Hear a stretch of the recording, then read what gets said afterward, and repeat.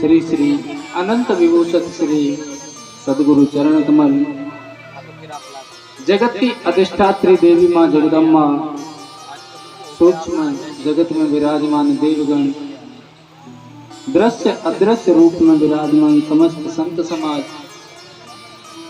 माताएं बहनें तथा लाडली बेटियां युवान भाई पूज्य बुजुर्ग और भी ज्ञात अज्ञात समस्त श्रोता समाज सभी को भगवत भाव से व्यासपीठ की ओर से जय श्री राधे जय श्री कृष्णा राम राम।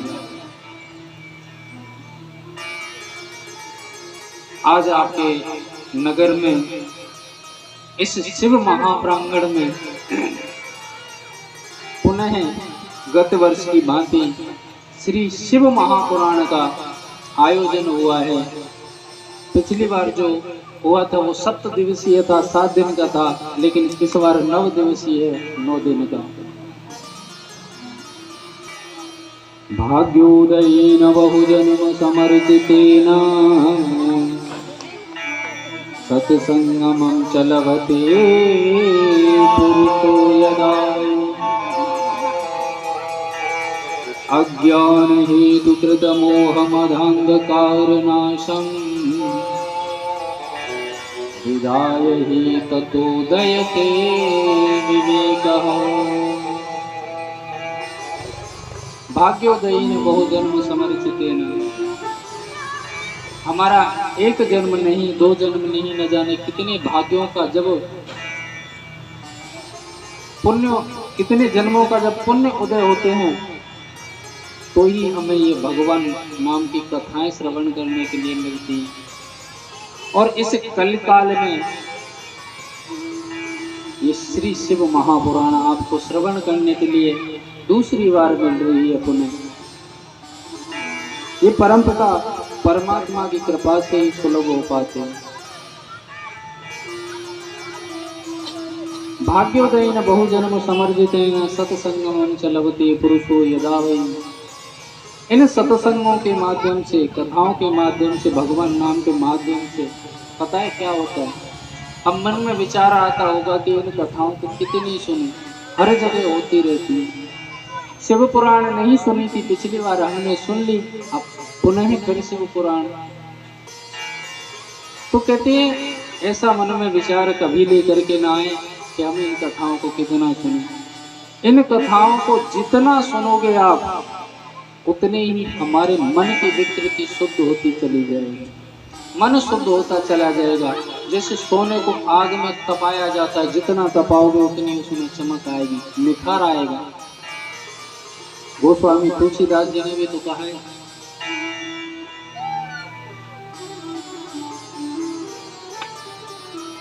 दैहिक दैविक भौतिक तापा, दैहिक दैविक भौतिक तापा, दैहिक दैविक भौतिक तापा, दैहिक दैविक भौतिक तापा। राम राज जय हो, राम राज आहू नहीं व्यापा, राम राज आहू नहीं व्यापा, दैहिक दैहिक भौतिक तापा, दैहिक दैहिक भौतिक तापा। कहते 3 प्रकार के ताप होते हैं। ताप कहते हैं कष्टों को, दैहिक दैविक भौतिक। इन तीनों तापों का खंडन हो जाता है इन कथाओं के श्रवण करने के माध्यम से। और आप कितने परम सौभाग्यशाली हैं जो आपके नगर में इस शिव प्रांगण में, इस महादेव के मंदिर में अभी महामृत्युंजय का अनुष्ठान हुआ है और उसके तुरंत पुनः ये श्री शिव महापुराण का आगमन हुआ है। 18 दिन का अनुष्ठान हो गया लगातार। कहते हैं कि जब ऐसा आपको बार बार देखने को मिले तो जहां पर जो प्रतिमा होती है वो जागृत हो जाती है। सीधा सा शब्दों में मेरा कहने का मतलब है कि ये जो शिव मंदिर है, जो महादेव जी की मूर्ति प्रतिष्ठित है, शिवलिंग है, ये जागृत हो चुकी है, ऐसा मन में विचार करना चाहिए और ये कल्याण करने वाली है। तो आइए अब चलते हैं कथा पर। जैसे इस जगह पर निरंतर कथा होती रह रही है, ऐसे ही पूर्व काल में पुराणों की विद्या के लिए यानी श्रवण करने के लिए एक बड़ी सुंदर जगह थी जिसे हम कहते हैं नैमिषारण्य क्षेत्र। उस नैमिषारण्य क्षेत्र में 88,000 संत जन रहते थे और उन 88,000 संत जनों के मध्य में सूत जी का आगमन होता रहता है। और जो सोनकादि 88,000 संत जो महात्मा हैं, संत हैं, उन्हें सोनकादि नाम से संबोधित किया गया है, जिनकी हजारों वर्ष की उम्र है और सूत जी की उम्र है केवल 20 वर्ष की। वो वहां जाते हैं और साधु संत उनका सत्कार करते हैं और उनसे प्रश्न करते हैं। महात्माओं के पास में तो केवल भगवान नाम की चर्चा ही मिलती है। कहते हैं कि संतों के पास में जाओ, महात्माओं के पास में जाओ, दिव्य पुरुषों के पास में जाओ तो उनसे व्यर्थ के प्रश्न नहीं करने चाहिए। उनसे तो एक ही प्रश्न करना चाहिए कि महादेव मिलेंगे या नहीं, या महादेव के भक्त हम बनेंगे या नहीं। अगर नहीं बन सकते तो क्यों नहीं बन सकते? हमें भक्त बनाने का आपका कार्य है। कहते संत कृपा और भगवत कृपा, दो कृपा है। संत कृपा को ऊंचा माना गया है कि जब भगवान की कृपा अगर भक्त पर होती है तो कहते हैं भगवान के पीछे पीछे भक्त को दौड़ना पड़ता है। लेकिन अगर भक्त पर संत कृपा हो गई, परमात्मा पीछे पीछे दौड़ता है। तो इसलिए संत कृपा को प्रभावशाली माना गया। तो 88,000 संत जो है उनके पास में और तो कोई काम नहीं है, केवल यही है कि प्रातः उठे, अपनी नित्य क्रिया की, स्नान आदि किया और सीधा प्रश्न करते थे भगवान नाम की चर्चा का। और कोई न कोई उस भगवान नाम की चर्चा को, जो कथाएं, उनको सुनाता रहता और उनकी कमाई यही थी। और सच तो यही है कि असली कमाई तो भगवान का भजन ही है, इसके अलावा कुछ नहीं है। ये जो हम कमाते धमाते हैं, ठीक है, इस शरीर की आवश्यकता के अनुसार हम कमाते हैं, लेकिन वो सब यहीं रह जाता है। तो सोनकादि ऋषियों से, जो ऋषि हैं, उन्होंने सूत जी से प्रश्न कौन सा किया? जीवाश्वासुरतां प्राप्ता प्राय घोरे कलाविह तस्य संशोधने किमहि दिव्यते परमायणम्। बोले सूत जी, आप पुराणों के ज्ञाता हैं, अनन्य ज्ञानवान हैं और आप हमें भगवान की कथाएं सुनाते रहते हैं, लेकिन क्या कोई ऐसी कथा है जिसके प्रभाव से हमें शिव की प्राप्ति हो सके? तो सूत जी बोले क्यों नहीं, ऐसा कोई उपाय है, ऐसा कोई व्रत है, ऐसी कोई पूजा है जिससे हमें भगवान शिव की प्राप्ति हो सके। आज हमें शिव तत्व को समझ आइए। तो सूत जी ने बड़े ही भाव से इस कथा का श्रवण कराया है। बोले आज मैं वो कथा आपको श्रवण कराता हूं जो स्वयं शिव ने अपने मुख से सनत कुमारों को सुनाई थी, इसलिए इसे कहते हैं श्री शिव महापुराण। ये कथा स्वयं शिव के मुख से निकली है और सनत कुमारों ने इसका प्रचार प्रसार किया है। आपको भागवत कथाएं अनन्य सुनने को मिलती हैं, लेकिन शिव पुराण, शिव कथा बहुत कम सुनने को मिलेगी इस कलिकाल में, और यही कल्याण करने वाली है, शिव को प्राप्त कराने वाली है। और सूत जी कहते हैं कि शौनकादि ऋषियों की ये कोई साधारण कथा नहीं है। अगर कोई दुराचारी, पापी, पापात्मा, जिसने केवल जीवन भर कपट किया हो, वो भी अगर एक क्षण शिव महापुराण सुन ले एकाग्र मन से, तो कहते हैं उसका भी कल्याण हो जाता है। बोले वो कैसे? तो कहते हैं एक देवराज नाम के ब्राह्मण की बड़ी सुंदर कथा उन्होंने सुनाई शौनकादि ऋषियों को।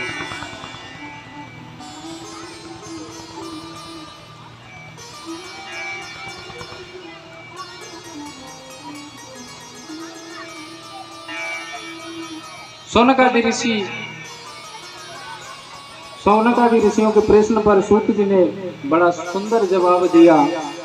जन्मांतरे भवेत पुण्यम महत्तस्य सुधीमत तस्य प्रीतिर्भेत तत्र महाभाग्यवतो मुने। बोले जिसने जन्म जन्मांतर में कभी पुण्य कर्म किए ही नहीं,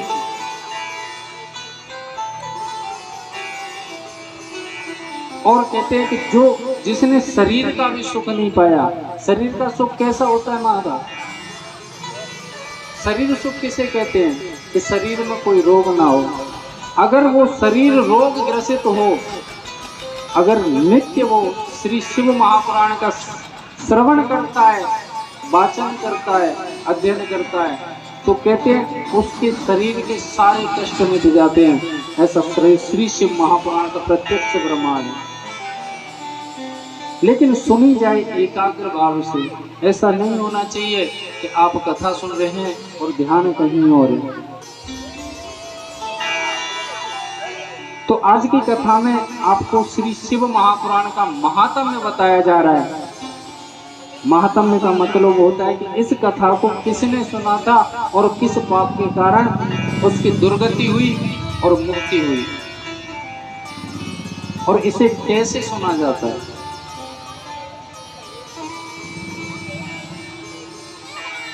तो सूत जी ने एक देवराज नाम के ब्राह्मण का बड़ा सुंदर उनको उदाहरण दिया, दृष्टांत दिया। कहते हैं कि एक नगर में देवराज नाम का ब्राह्मण रहता था, और वो ब्राह्मण कैसा था? ना तो कभी स्नान करता था, ना कभी उसने वेद अध्ययन किए, और यहाँ तक कि ना परमात्मा के बारे में उसने कभी जानने की कोशिश की। और जहां पर परमात्मा का अगर नाम लिया जा रहा हो तो वहां पर विघ्न उत्पन्न करना, ये देवराज का काम था। किसी से धन छीन लेना, किसी से हाथापाई करना, किसी से झगड़ा करना, यहाँ तक कि वो हत्याएं भी करने लगा। तो कहते हैं वो ब्राह्मण होते हुए भी राक्षस था। उसने छीना झपटी करके, चोरी डकैती करके धन एकत्रित कर लिया,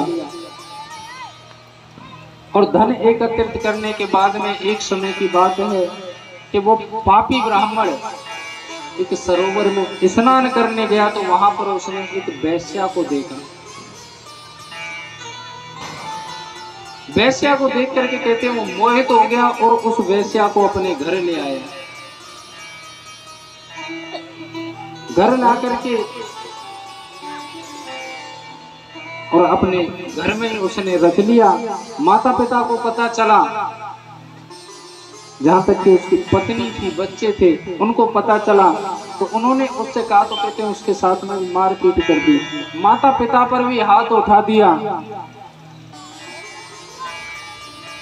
और कहते हैं कि जब ये उस वेश्या के साथ में ज्यादा रत होने लगा, तो माता पिता ने ज्यादा विद्रोह किया। तो कहते हैं रात्रि में माता पिता दोनों को ही मार दिया, पत्नी को मार दिया, बच्चों को मार दिया। ऐसा दुष्ट हो गया देवराज ब्राह्मण। कहते हैं कि परमात्मा भी जब तक देखता है जब तक उसका पाप का घड़ा भर ना जाए। हम जो भी पाप कर रहे हैं, कहते हैं पाप 3 प्रकार से किए जाते हैं, मनसा, वाचा और कर्मणा। एक तो कर्म करने से पाप होता है, दूसरा स्मरण करने से भी पाप लगता है। किसी के बारे में अगर गलत सोचो तो आप पापी हो। और कर्मणा, अपने द्वारा किया हुआ जो हाथों से कर रहे हैं, शरीर से कर रहे हैं, वो भी पाप होता है। अब तो कहते हैं कि एक समय की बात है कि उस वेश्या ने जब देखा कि नित्य प्रतिदिन चोरी करता रहता है, डकैती करता रहता है, इसने अपने माता पिता को भी मार दिया, पत्नी बच्चे को भी मार दिया, क्या भरोसा ये किसी दिन मुझे भी मार दे। तो उसने क्या किया कि एक रात्रि में वेश्या ने जितना धन था, संपत्ति थी, उस सबको लेकर के रफू चक्कर हो गई। अब तो देवराज ब्राह्मण भटकता फिरे, उसके पास में कुछ भी नहीं बचा और उसका शरीर भी क्षीण होने लगा, भूखा प्यासा भटकने लगा। तो एक समय की बात है कि ब्राह्मण एक मंदिर के पास में पहुंच गया, जहां पर कुछ साधु जन श्री शिव महापुराण का आयोजन चल रहा था। उस जगह पर शिव महापुराण हो रही थी सीधे सीधे शब्दों में। तो वहां कहते हैं वो ब्राह्मण वहां पर भूखा प्यासा बैठ गया, शायद इनसे कुछ भोजन मिल जाए। बैठा रहा और कथा भी उसने सुनी, और कथा श्रवण करने के बाद में उसका शरीर जो है साथ छोड़ गया, उसके प्राण वहीं पर निकल गए।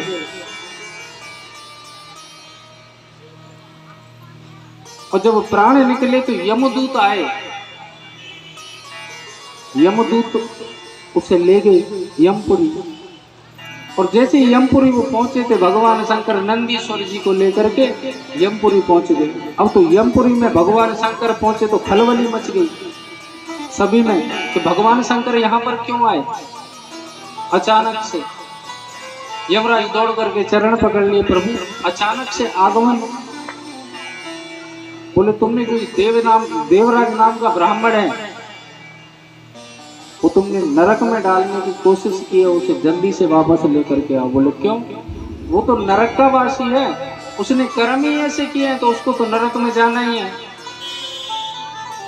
भगवान शंकर बोले यमराज जी वो नरक का वासी नहीं है, वो कैलाश का वासी है।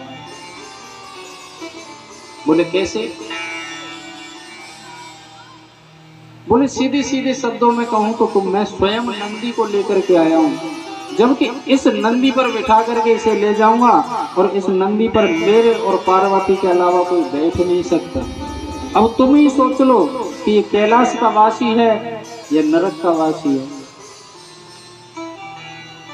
तो प्रभु क्षमा करना, इसने जीवन पर्यंत अपने माता पिता तक को भी मार डाला, नन्हे मुन्ने बालकों को भी मार दिया, अपने बच्चों के। समझ में नहीं आई, ये शंका दूर करें। जब उन्होंने बताया भगवान शंकर ने कि इसने अंत समय में श्री शिव महापुराण का श्रवण किया है और उसके प्रभाव से जितने भी इसके पाप कर्म थे सब क्षय हो गए। देवराज ब्राह्मण ने देखा भोलेनाथ को जब इन बातों को कहते हुए आंखों से अश्रु बहने लगे, चरण पकड़ लिए और बार बार छवि को निहारने लगा भोलेनाथ की। हाथ में नंदीश्वर की रस्सी लगी हुई है और एक हाथ में डमरू है, बागांबर ओढ़े हैं, न तन पर कोई वस्त्र है।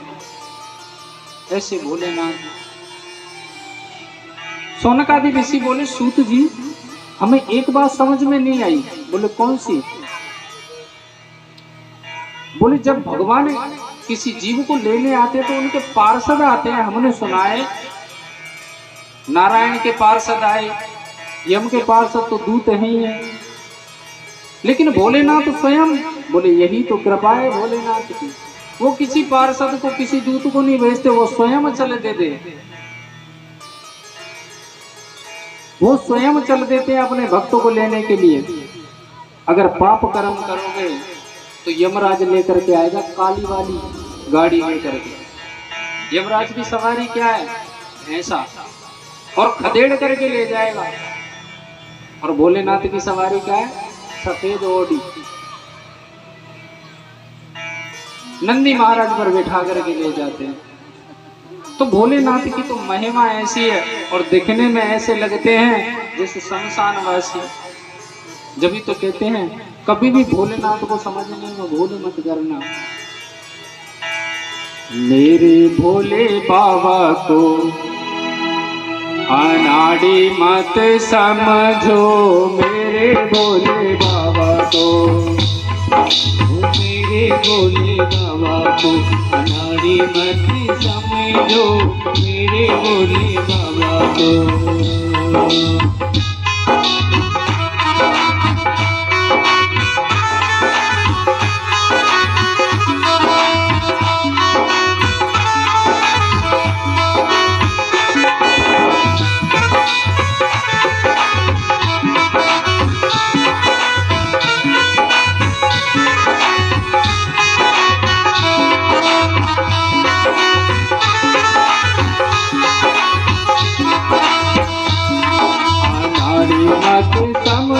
खिलाड़ी मत समझो, अनाड़ी मत समझो, खिलाड़ी मत समझो, अनाड़ी मत समझो, खिलाड़ी मत समझो, अनाड़ी मत समझो, खिलाड़ी मत समझो।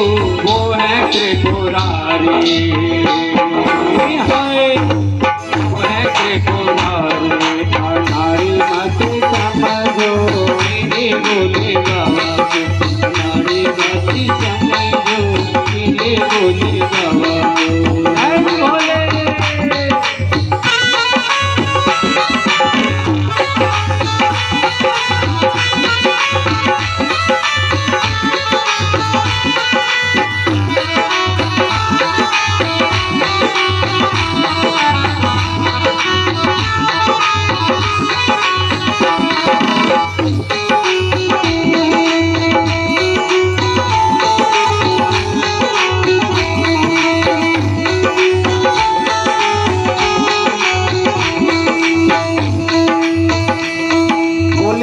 सबसे प्रिय गहना क्या है पता है? बांसुरी नाग। मेरे भोले बाबा के सर्पों की माला, मेरे भोले बाबा की सर्पों की माला, मेरे भोले बाबा के सर्पों की माला, मेरे भोले बाबा के सर्पों की माला। सर्पों को देख के,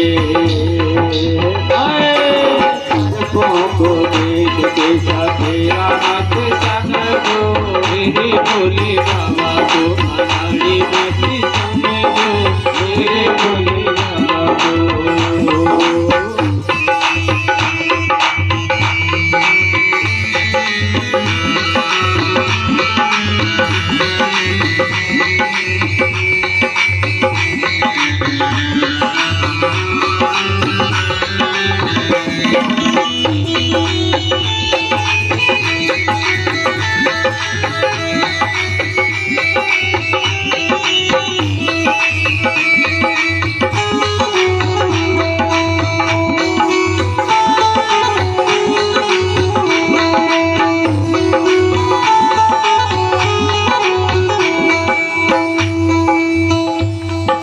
मेरे भोले बाबा के हाथों में डमरू, मेरे भोले बाबा के हाथों में डमरू, मेरे भोले बाबा के हाथों में डमरू, मेरे भोले बाबा के हाथों में डमरू।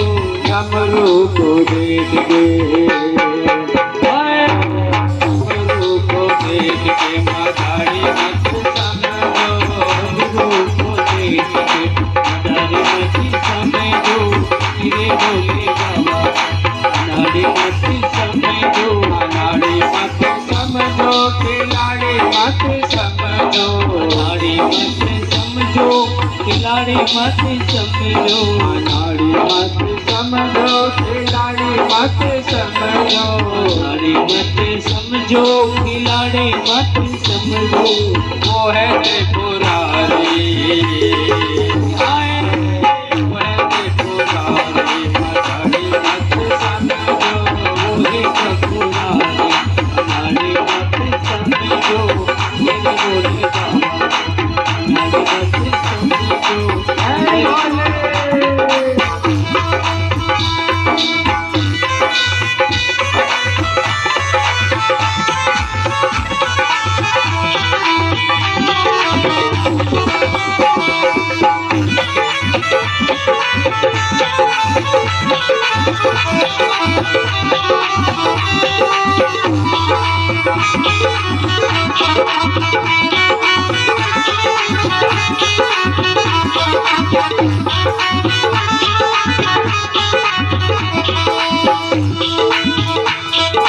मेरे भोले बाबा के तन मृगी छाला, मेरे भोले बाबा के तन मृगी छाला, मेरे भोले बाबा के तन मृगी छाला, मेरे भोले बाबा तन मृगी छाला, मृग छाला देख के हाय, छाला देख के भिखारी मत समझो, छाला देख शिकारी मत समझो, शिकारी मत समझो, अनाड़ी मत समझो, शिकारी मत समझो, अनाड़ी मत समझो, शिकारी मत समझो, अनाड़ी मत समझो, शिकारी मत समझो, अनाड़ी मत समझो, वो है त्रिपुरारी, वो है त्रिपुरारी, अनाड़ी मत समझो, मेरे भोले बाबा को अनाड़ी मत समझो, मेरे भोले बाबा को अनाड़ी मत समझो, मेरे भोले बाबा को अनाड़ी मत समझो, मेरे भोले बाबा को। बोली शंकर भगवान की जय हो, गणेश जी महाराज की जय हो, भक्त वत्सल भगवान की जय हो, नमः पार्वती पतये हर हर हर महादेव शंभो। तो सूत जी कहते हैं सोनकादि ऋषियों से ऐसा परम पुण्य पावन श्री शिव महापुराण जिसके श्रवण करने से देवराज पापी ब्राह्मण आज उसे यमलोक में स्वयं भगवान शंकर लेने के लिए आए और अपने नंदी पर बिठा करके ले गए और कहते हैं अपने यहाँ पर उसे गण बना करके रखा, केवल श्रवण करने के मात्र से, श्रवण करने से। और ऐसे ही सोनकादि ऋषियों में एक और कथा आपको श्रवण कराता हूं। कहते किरात नगर में एक बिंदुक रहता था, बिंदुक नाम का आदमी, और उसकी संध्या नाम की पत्नी थी। और वो बिंदुक कहते हैं गलत संगति में पड़ने के कारण वैश्यावृत्ति करने लगा। उसकी पत्नी संध्या बड़ी साध्वी थी, परम भक्तिनी थी, लेकिन कहते हैं कि जैसी संगति होती है वैसा मन बन जाता है। उसने अपने पति को समझाया कि आपकी मैं पत्नी हूं और आपके भरोसे इस घर में आई हूं, आप मेरा परित्याग करके एक उल्टा के पास जाते हैं, ये अच्छी बात थोड़ी है। लेकिन कहते हैं कि बिंदुक ने उसे डांट फटकार दिया। साथ में कुछ समय चला, कहते हैं साल, 2 साल, 3 साल, भोजन दोनों एक ही थाली में किया करते थे पति पत्नी। तो कहते हैं बुद्धि विकृत बन गई। पत्नी के मन में द्वेष आया कि ये वैश्यावृत्ति करता है तो क्यों ना मैं भी करूं इसको जवाब देने के लिए। वो भी अपने रास्ते से भटक गई और वो भी वेश्यावृत्ति में लग गई। एक दिन पति को जब पता चला, बिंदु को किसी पर पुरुष के साथ में देखा, तो कहते हैं अपनी पत्नी पर, संध्या पर हाथ उठा दिया, उसे मारा पीटा। तो उसने एक ही जवाब दिया था, क्यों आज आपको बुरा लग रहा है? जब मैंने आपको समझाया, आपको मैंने पर स्त्री के साथ में देखा, कभी आपने सोचा कि मुझसे क्या गुजरी होगी? और जब मैं इस रास्ते पे गई, आपने मुझे पर पुरुष में देखा, तो आप मुझे मारने पीटने लगे। ऐसी गिलानी क्यों? मैं तो वही कर रही हूं जो आप कर रहे हो। तो उसके मन में आया कि ये बात तो सही कह रही है, लेकिन वो लालची था। उसने कहा कि बात तो सही है, लेकिन एक काम तो कर सकती हो। बोले क्या? बोले हमारे घर में धन की कमी है। बोले मतलब? बोले आप इस काम को तो करती हो, क्यों ना कुछ धन ले लिया जाए? तो कुछ मैं धन लेकर के आऊंगा और कुछ धन आप कमाओगे, तो कहते हैं जीवन आराम से निकल जाएगा और धन की कोई कमी नहीं रहेगी। कहते चंचला की भी बुद्धि ऐसी हो गई। संध्या का एक और नाम था चंचला, उसकी भी बुद्धि एकदम ऐसी हो गई। बोले ठीक है, अब तो चलता रहा ये कार्यक्रम। कहते हैं कुछ समय बाद में जो बिंदु था, उसका शरीर साथ छोड़ गया, उसके प्राण निकल गए और उसे भयंकर प्रेत योनि प्रकट हुई। प्रेत योनि जाकर के मिली। वो कहते गंध मर्दन पर्वत पर वो रहने लगा प्रेत बन करके। कहते हैं जो प्रेत का शरीर होता है वो धुएं जैसा होता है, और जब कहीं से हवा अगर चल जाए तो उसका शरीर जो है कई भागों में बट जाता है। उसे अनन्य कोटि की पीड़ा सहन करनी पड़ती है। लेकिन कहते हैं उसने जीवन तो ऐसे निकाल ही दिया, कभी भगवान का भजन भी नहीं किया और पाप कर्म किए। ये शरीर छोड़ जाने के बाद में जो कष्ट हुआ वो वही सहन करता है जिससे बीतती है। अब प्रेत बन गया और पछताता है कि अगर मैं जीवन में कोई सत्कर्म करता था, अगर जरा भी मैंने भगवान की भक्ति की होती, तो मुझे ये योनि देखने को ना मिलती, मैं प्रेत नहीं बनता। कुछ कलियुगी बालक कहते हैं कि भगवान होते ही नहीं, हम भजन क्यों करें? चलो मान लिया कि हम भजन कर लेते हैं, लेकिन इस शरीर छोड़ने के बाद में अगर कुछ भगवान इत्यादि शरीर छोड़ने के बाद में क्या किसी को पता? अगर वहां कुछ नहीं हुआ तो हमारा तो समय व्यस्त जाएगा, बेकार जाएगा।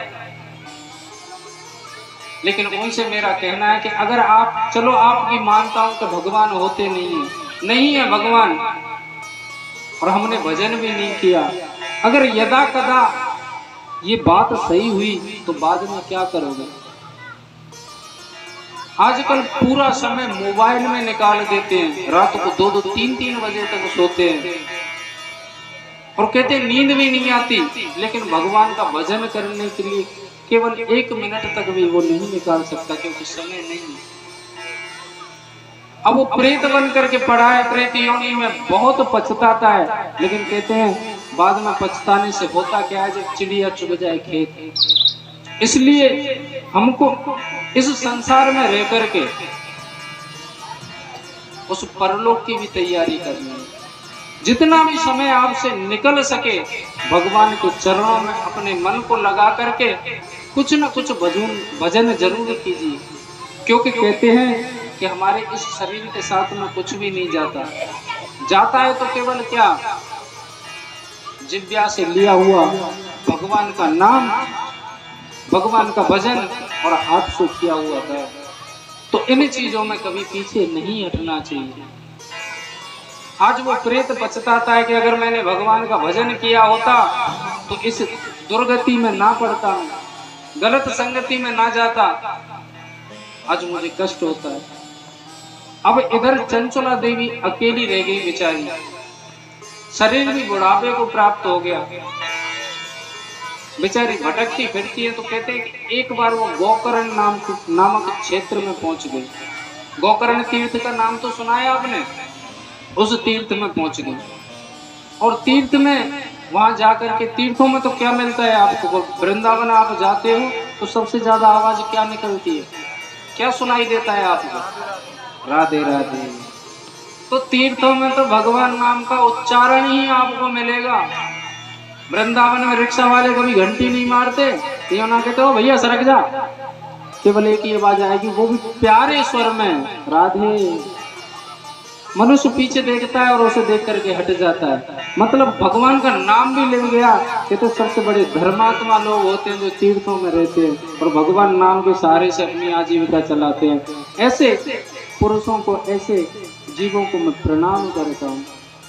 आज वो चंचला देवी गोकर्ण क्षेत्र में पहुंच गई और वहां उसने क्या देखा कि कुछ महात्मा बैठे हुए हैं और महात्माओं के सामने एक पंडित जी बैठे हुए हैं और उन्हें भगवान की कथाएं सुना रहे। इसी शिव महापुराण का वो अनुष्ठान चल रहा था, शिव महापुराण की कथा हो रही थी।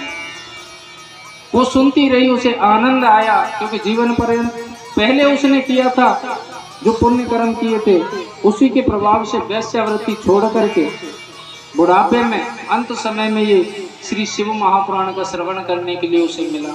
बड़ा आनंद आया। लेकिन कहते हैं इस श्री शिव महापुराण में नरकों का वर्णन आ गया कि जो पुरुष या स्त्री अपने आचरण से विमुख होकर के पर स्त्री या पर पुरुष में आसक्त हो जाते हैं, उन्हें रौरव नाम के नरक में डाला जाता है।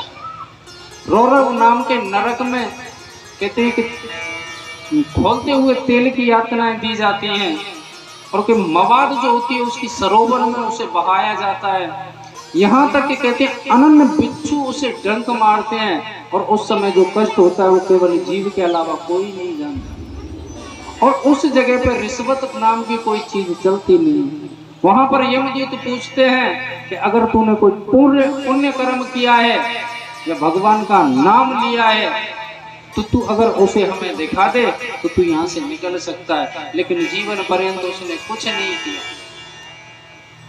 तो यातनाएं तो सहनी पड़ेंगी। ये बात जब सुनी तो कहते हैं ये चंचला देवी के अंदर से रोंगटे खड़े हो गए और डर की भावना प्रकट हो गई और डरने लगी, कांपने लगी। शिव महापुराण का जैसे ही सांझ का विराम हुआ, पंडित जी व्यास गद्दी से उतरे, चरण पकड़ लिए, बोले प्रभु क्षमा करना, जीवन में बहुत बड़ी गलती कर दी, मुझे समझ में नहीं आया कि मुझे क्या करना चाहिए। बोले ऐसा क्या किया तुमने? बोले आपने जो कथा सुनाई क्या वो सत्य है? बोले शिव महापुराण का एक एक शब्द सत्य है।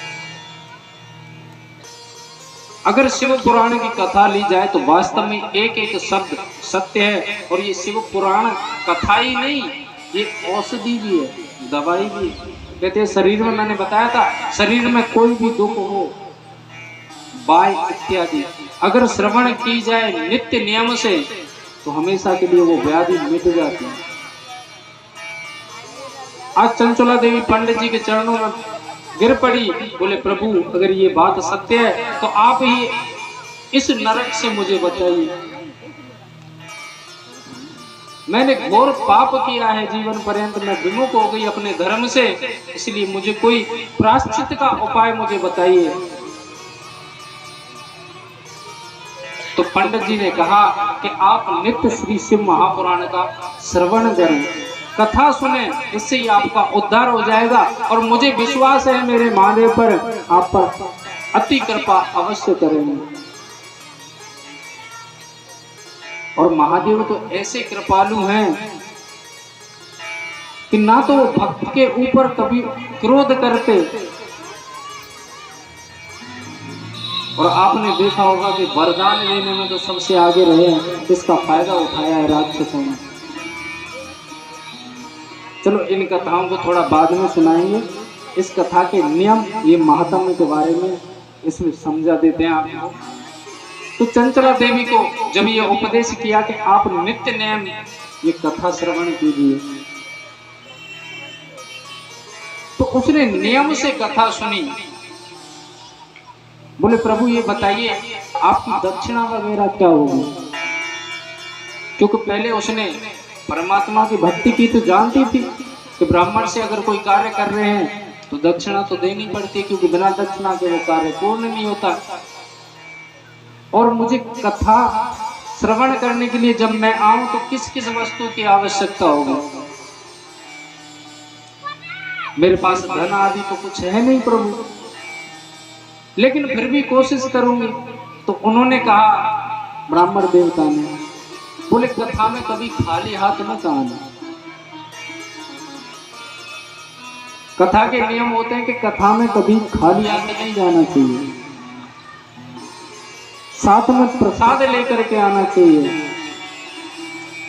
प्रसाद चढ़ा करके कुछ भेंट भी करना चाहिए, पुष्प आदि। और शिव पुराण में विशेष महत्व है कि आप घर से आओ, भले कुछ मत लेकर के आओ, अगर आपके पास में नहीं है केवल एक बिलपत्र ले आइए।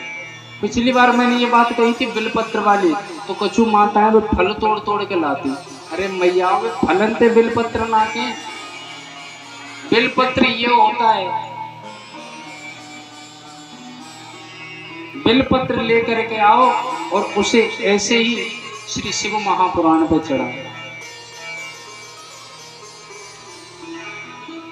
और भोलेनाथ तो इतने भोले हैं कि अगर भाव से उनका स्मरण किया जाए तो एक बिलपत्र पर ही पीछे चले आते हैं। पिछली बार मैंने सुनाई थी कथा, कौन कौन सुनने आया था यहाँ पर श्री शिव महापुराण? तो मैया पूछ लो, बहुत बुरी आदत है मैंने पूछ लेगी।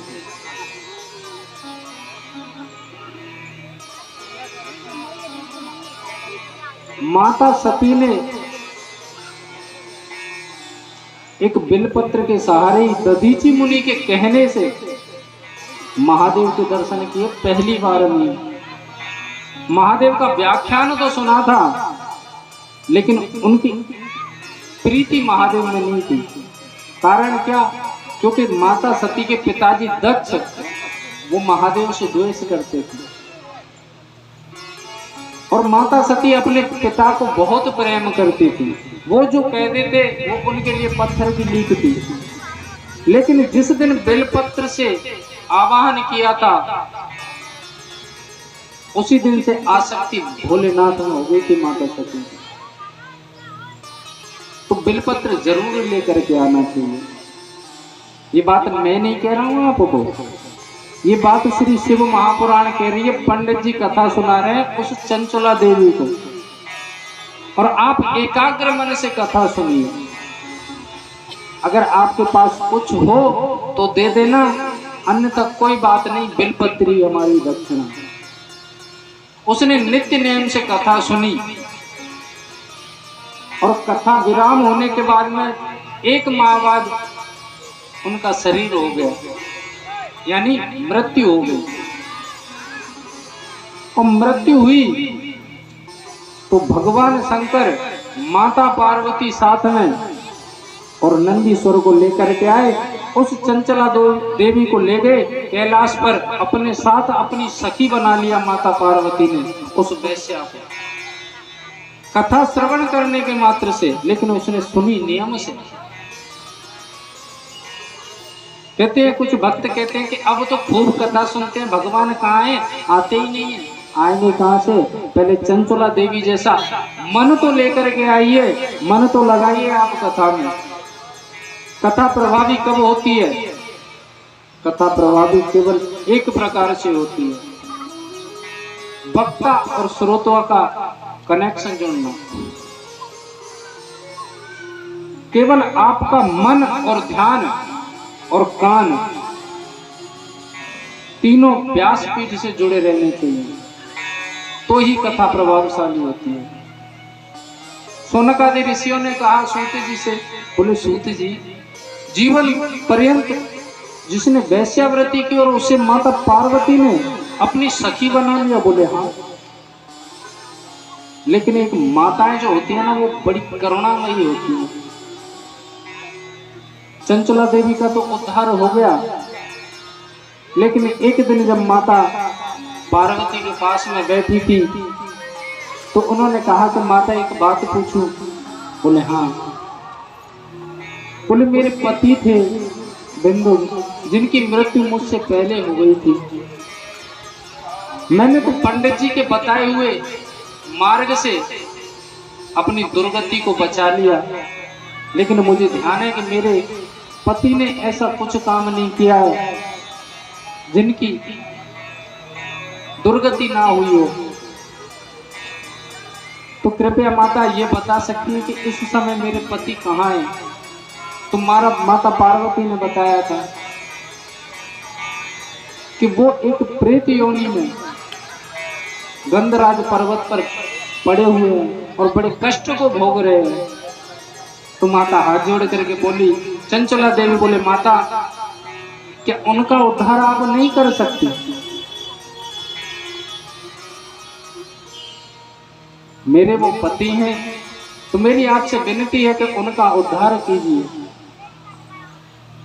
तो कहते माता पार्वती ने एक तुमरु नाम का गंधर्व था, उसका आवाहन किया और आवाहन करने के पश्चात उनसे कहा कि आप गंधमादन पर्वत पर जाइए और जहां पर बिंदु प्रेत पड़ा हुआ है उसे जाकर के श्री शिव महापुराण का सार तत्व समझाइए। तुमरु माता को प्रणाम करके गए और गंधमादन पर्वत पर पहुंचे, उस प्रेत से मिले और माता पार्वती और भोलेनाथ का स्मरण किया। और स्मरण जैसे किया तो माता पार्वती सहित भोलेनाथ पहुंचे। तुमरु ने कहा कि प्रभु कथा के कुछ नियम होते हैं। बोले क्या नियम होते हैं? तो बोले सबसे पहले चाहिए कथा में परीक्षित। तो ये तो प्रेत हो गया, इसके लिए हम अनुष्ठान करेंगे, परीक्षित कौन बनेगा? भोलेनाथ बोले भैया परीक्षित मैं बनूंगा। मतलब खुद के ही बोले हुए शब्द यानी शिव महापुराण के लिए स्वयं खुद भोलेनाथ परीक्षित बने और माता पार्वती परीक्षित बनी। परम सौभाग्यशाली होते हैं वो लोग जिनका आश्रय, जिसका आश्रय श्री शिव महापुराण का आश्रय जिन लोगों को मिलता है। और ऐसे ही परम सौभाग्यशाली हमारे यहाँ पर परीक्षित और परीक्षितानी जी, जो शायद जीवन में ना सोची होगी कि श्री शिव महापुराण का आश्रय हमको मिलेगा, सिर रखने को हमको मिलेगा। और देखो भोलेनाथ की कृपा पिछली बार जब हुई थी तो हमारे शिष्य हैं विनोद जी और ये, इनको आश्रय मिला था भोलेनाथ का। और इस बार तो पहले ही कह दिया था कि इस बार परीक्षित हम बनेंगे, जो इस बार परीक्षित और परीक्षितानी जी बने। उनका नाम तो मुझे श्रवण ध्यान नहीं है, हाँ गीतम भैया जो हैं, लेकिन भोलेनाथ की कृपा है इन पर बरसी है, इसलिए इनको श्री शिव महापुराण का आश्रय मिला है। आपने देखा होगा जीवन निकल जाता है इन कार्यों को करवाने में, लेकिन मनुष्य नहीं कर सकता। कारण जबकि अनन्य संपत्ति होने के बाद भी मेरे छोरा को ब्याह है जाए जब करूँ, जाके छोरा ना है तो छोरा है जाए जब करूँ, अब छोरा को ब्याह है को छोरी को है जाए, बोले सबको ये जाए रिटायर है वो जब कर दूंगा, रिटायर से पहले ही सरक ले, फिर नहीं कर पाता। वही करवा पाता है जिस पर परमात्मा की विशेष कृपा होती है। और जो करवाना चाहता है उसकी जेब में दम नहीं, धन नहीं है, और बिना तन मन और धन के कुछ नहीं। और परम सौभाग्यशाली है यहाँ के अलवतिया के लोग। जो मेरा तीसरा यहाँ पर ये प्रोग्राम है, अनुष्ठान है, सबसे पहले की थी श्रीमद् भागवत कथा, और दूसरी बार शिव महापुराण, और तीसरी बार शिव महापुराण। और अब की बार देखो माता रानी ने चाही तो आपको श्री देवी भागवत आपको सुनाएंगे, जिसमें माता का चरित्र, भोलेनाथ और माता पार्वती बिंदु की मुक्ति के लिए स्वयं यजमान बने हैं, परीक्षित बने हैं और तुमरु प्रवक्ता बने हैं। अनन्यता से अनुष्ठान चल रहा है गंधमादन पर्वत पर। और कहते हैं ये जो कथाएं होती हैं इनमें किसी को बुलाने की आवश्यकता नहीं होती, इनमें स्वयं चल करके जाया जाता है। और जाता वही है कौन, जिस पर परमात्मा की कृपा होती है। नहीं, मन विकारों से ग्रसित रहता है, अरे कोई न बुलाए ना, हम क्यों जाए, हमारे आगे ते निकर वो हमन ते कही ना है, हम क्यों जाए। ये कथाएं हैं। गंधमादन पर्वत पर केवल कौन थे, 4 प्राणी, भोलेनाथ, माता पार्वती, तुमरु जो प्रवक्ता हैं व्यास हैं, और चंचला देवी जो जीव के रूप में है, सखी बनी है माता पार्वती की, और एक जीवात्मा बिंदुक जो प्रेत योनि में, ये लोग हैं। अब तो धीरे धीरे पता चला कि भोलेनाथ परीक्षित बने हैं, माता पार्वती परीक्षितानी बनी है, और तुमरु कथा कह रहे हैं। वहां पर कुंभ जैसा वातावरण बन गया। गंधमादन पर्वत कहते कई योजन ऊंचा है, लेकिन लोग बाग ऐसे ही चढ़ जाते हैं, पता ही नहीं चलता कहां से। हमको थोड़ा सा पहाड़ दिख जाए ऊंचा और उसे देख करके कहते हैं कि कैसे चढ़ पाएंगे, लेकिन जो वहां के लोग होते हैं ना, वो वजन लेकर के चढ़ जाते हैं। एक कथा की थी मैंने 2016 में, जगनेर पड़ता है, जगनेर में की थी। ग्वाल बाबा का नाम तो सबने सुना होगा, जहां तक वहां तक। वहां पर कहते 500 से ऊपर सीढ़ियां हैं। हम जब गए थे हमारी हालत खराब हो गई थी चढ़ने में, जबकि हम नई उम्र के हैं, कोई दिक्कत नहीं, लेकिन 2-3 बार में बैठ करके पहुंचे। और ये ऑर्गन वाले भैया को पूछे इनको कितना हुआ था, इन्होंने ऑर्गन भी लटका रखा था जब ये चढ़े थे। और वहां के लोग नीचे से बोरी सिर पर रखी है और ऐसे एक ही बार में चढ़ रहे। एक जगह पड़ता है मंडावर के पास में बादशु, वहां पर एक भूमिया बाबा का स्थान है। हर साल वहां पर कथा होती है, शायद इस बार 32वीं कथा हुई थी वहां पर लगातार। तो वहां पर पहले क्या नियम था, जब हम कथा करने गए थे वहां पर ऊपर बहुत ऊंचा पहाड़ था, उस पर व्यवस्था नहीं थी जल आदि की। तो जो माताएं वहां के आसपास की कलश यात्रा में जाती थी ना, कलश उठाती थी, वो जो सुबह आती थी दीपक जलाने के लिए अपने कलशों पर, तो 2-2 मटके सिर पर रख करके लेकर के आती थी। और वहां पर ड्रम रखा था, ऊपर आती 2 मटके उसमें डाले और जब अपना काम करती, जब वो जल आ जाता, जब ब्राह्मण देवता स्नान करते हैं, तो कहते जिनको लगन है वो तो वहां पहुंचेगा। ऐसे ही गंधमादन पर्वत पर कुंभ जैसा वातावरण बन गया और बहुत आनंदमयी वर्षा, दिव्यमयी वर्षा, श्री शिव महापुराण का आनंद प्राप्त हुआ उन लोगों को। और तुमरु नाम का जो प्रेत था उसे मुक्ति मिली और भोलेनाथ ने उसे अपना गण बना लिया, अपने पास में ही रखा, ये आने जाने का चक्कर ही खत्म कर दिया। बोलिए शंकर भगवान की जय। सौनकादि ऋषि बोले सूत जी से, बोले प्रभु इस अनुष्ठानों को करते कैसे है। संस्कृत में ये जो प्रोग्राम होते हैं इन्हें अनुष्ठान कहा जाता है। बोले इसे करते कैसे हो, किस प्रकार किया जाता है, कृपया ये विधि बताएंगे। इधर सूत जी इस विधि को सौनकादि ऋषियों को बता रहे हैं और ये विधि भगवान शंकर ने सनत कुमारों को बताई थी और वही विधि मैं आपको बता रहा हूँ। महात्म्य का मतलब होता है इसका विधि विधान बताना। बोले ये श्री शिव महापुराण शुभ मुहूर्त में, सबसे पहले शुभ मुहूर्त में प्रारंभ होनी चाहिए। दूसरी बात, इसमें जो परीक्षित बनते हैं उन्हें थोड़े नियम संयम से रहना चाहिए।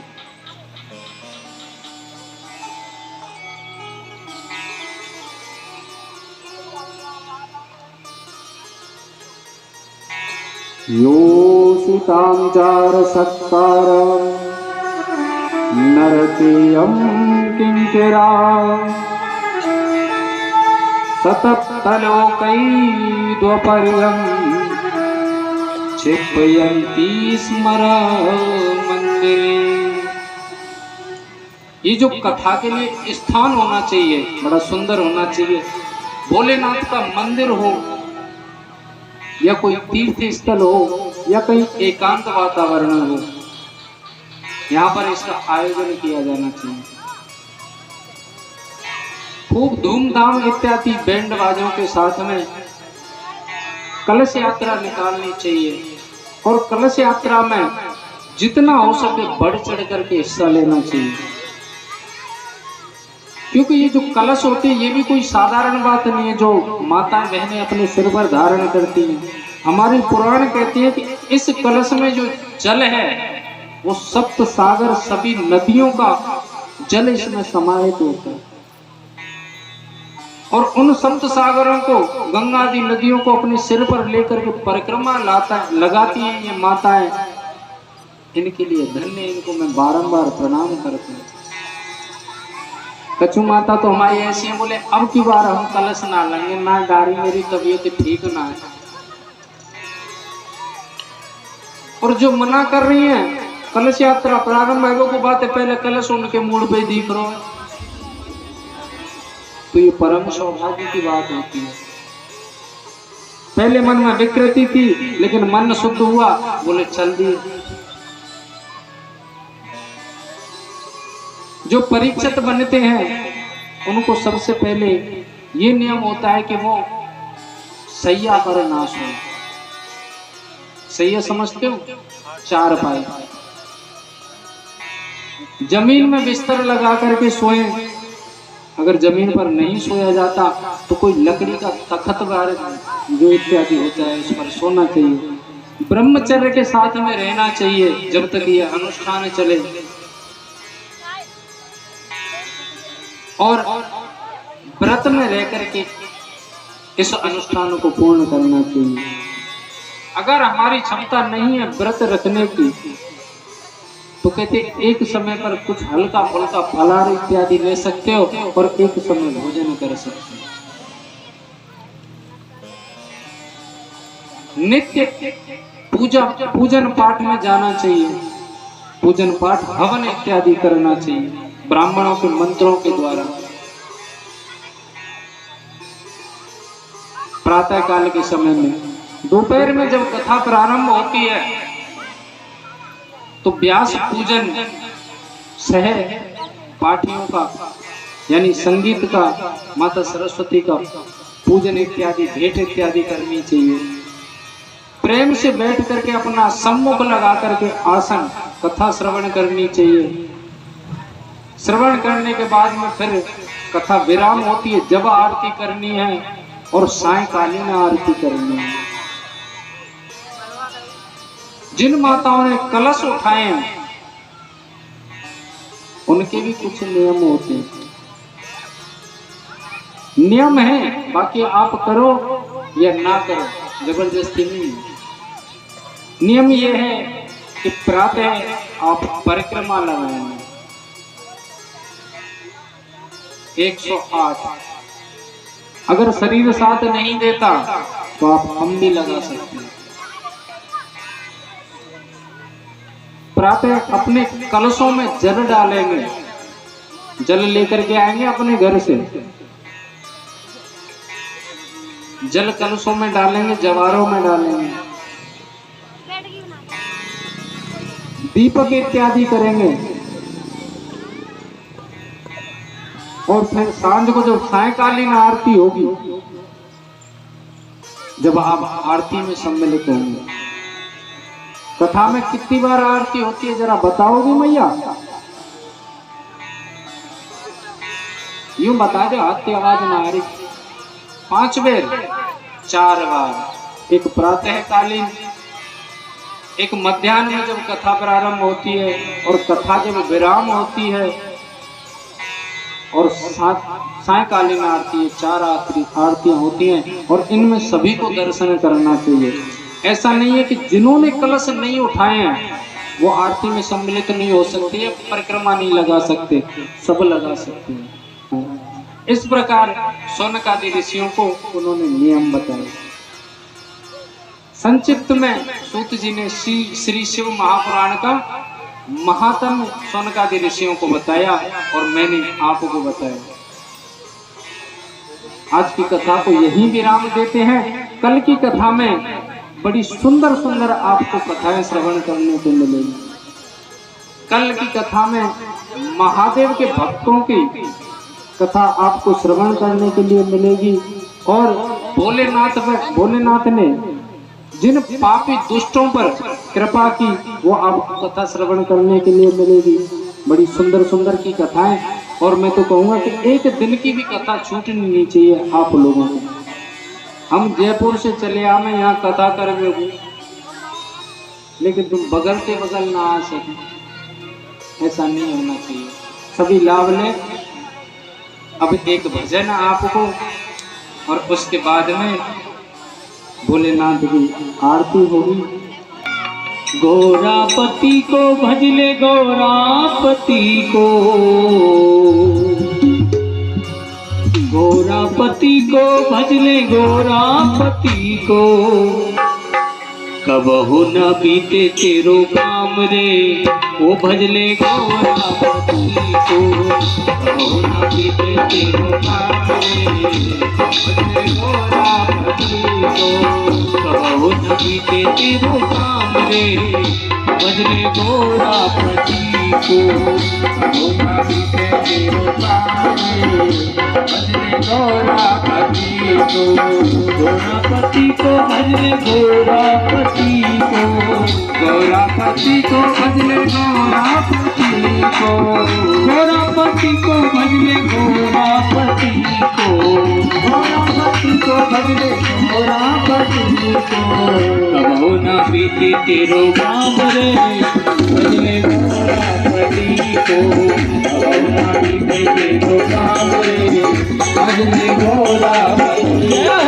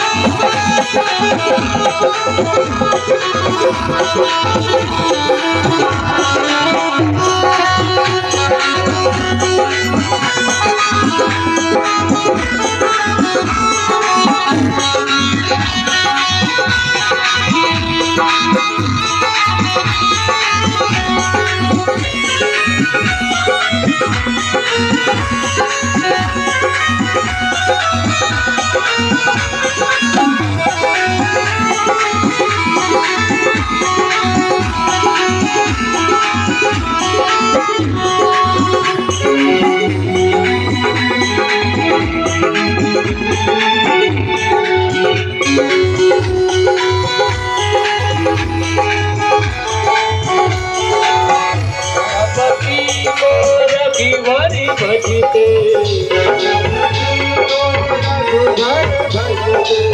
गौरापति को रघुवरी भजते,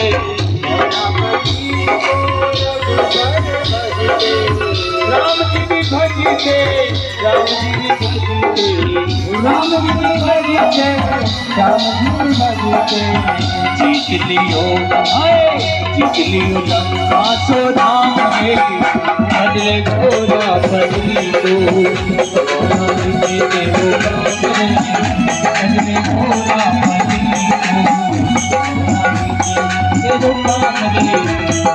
गौरापति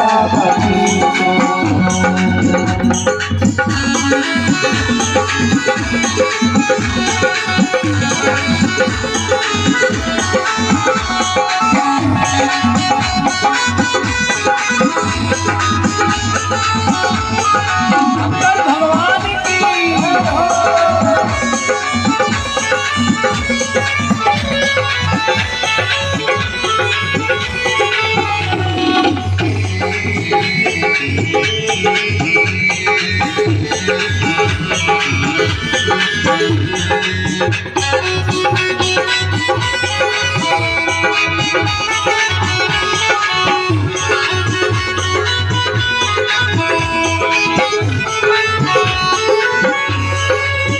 गौरापति को सुर मुनि जपते, गौरापति को गौरापति को सब मुनि जपते, गौरापति को सब मुनि जपते, सब मुनि जपते संत जन जपते, सब मुनि जपते संत जन जपते, जपते हैं आठों यादें भजने को पति को भजने गौरा पति को बीते काम रे भजने गौरा पति को बीते काम रे भजने गौरा पति को गौरा पति को भज गौरा पति को गौरा पति को भजने गौरा पति को गौरा गौरा बीते तेरो काम रे भजने गौरा पति को गौरा बीते तेरो काम रे भजने गौरा पति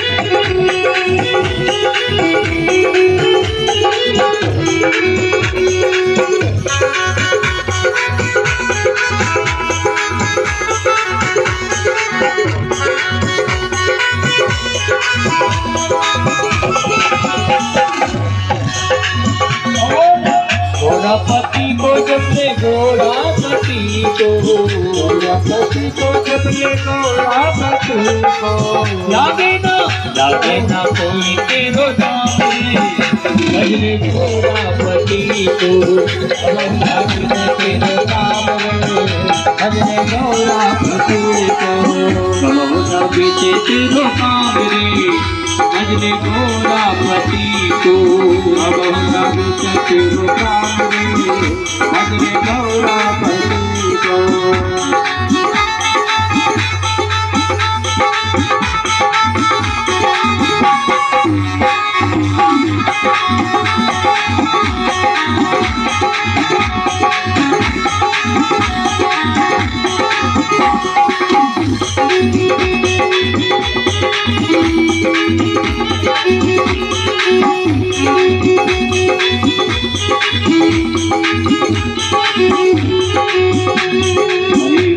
पति को जपो गौरा पति को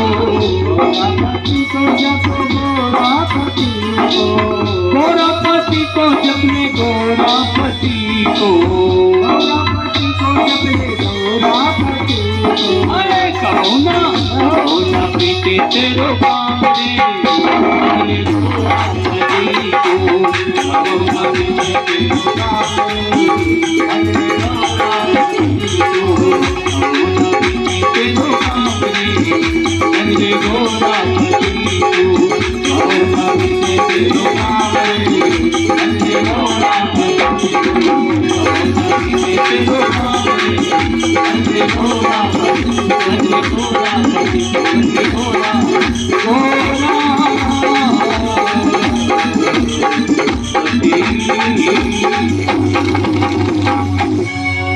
बोलिए शंकर भगवान की जय हो, श्री शिव महापुराण की जय हो, हनुमान जी महाराज की जय हो, दुर्गा महारानी की जय हो, बस्ती माता की जय हो, नमः पार्वती पते हर हर हर महादेव।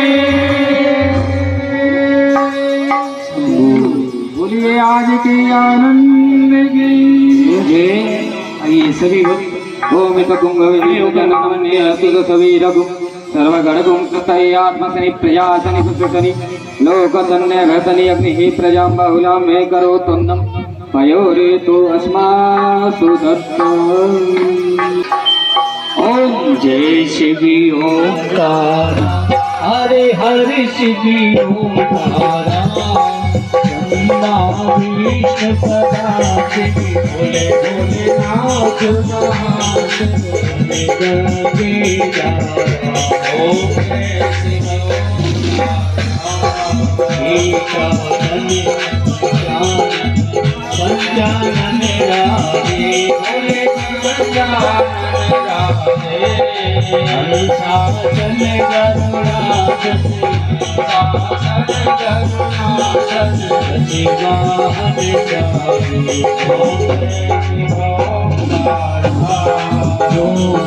चार चतुर्विधि चतुर्थ के चोरी बोले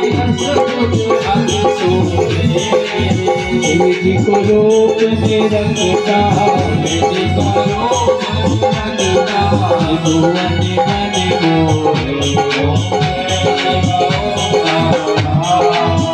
अक्षमाला मुंडमाला मुंडमाला जाई चंदन गति मधु सोहे चंदन गति सोहे बोले सुविताई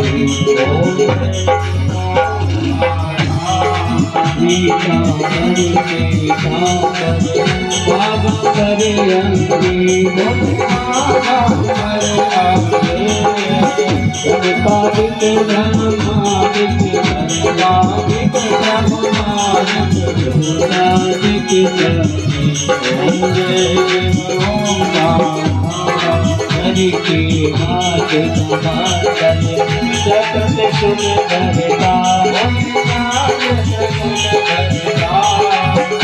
करता जग करता पालन करता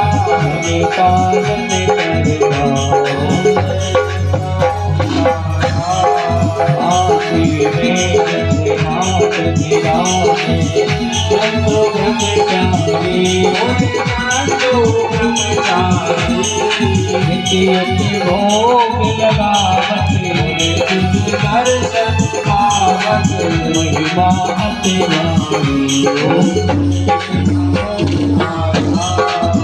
ब्रह्मा विष्णु सदा शिव अलगंगी बोले जानत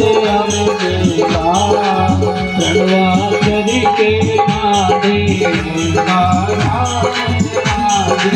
खेती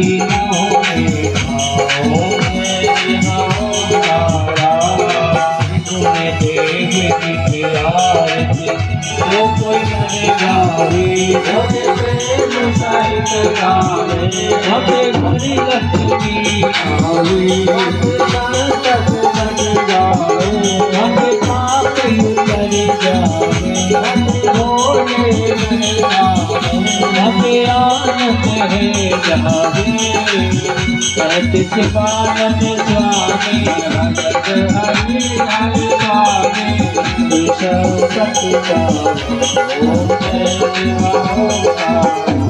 ओम जय श्री ओम हर हर शिव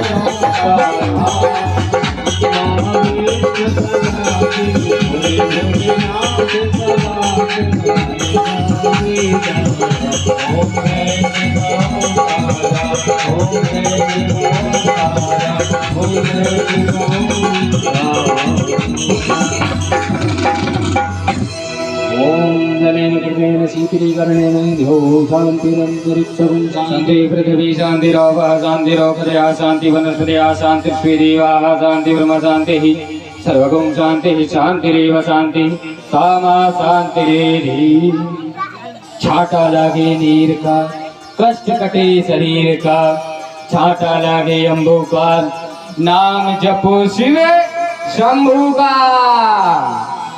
जय जय श्री राधे मंत्र पुष्पांजलि यजमान हस्ततान ते अक्षतान पुष्पं गृहीत्वा हरि ओम जग्नेन जग्नेन जन्त देवस्तानि धर्माणि प्रथमान्यासन्नाते अनाकं महिमानः सजन्त जत पूर्वे साध्याः शान्ति देवाः।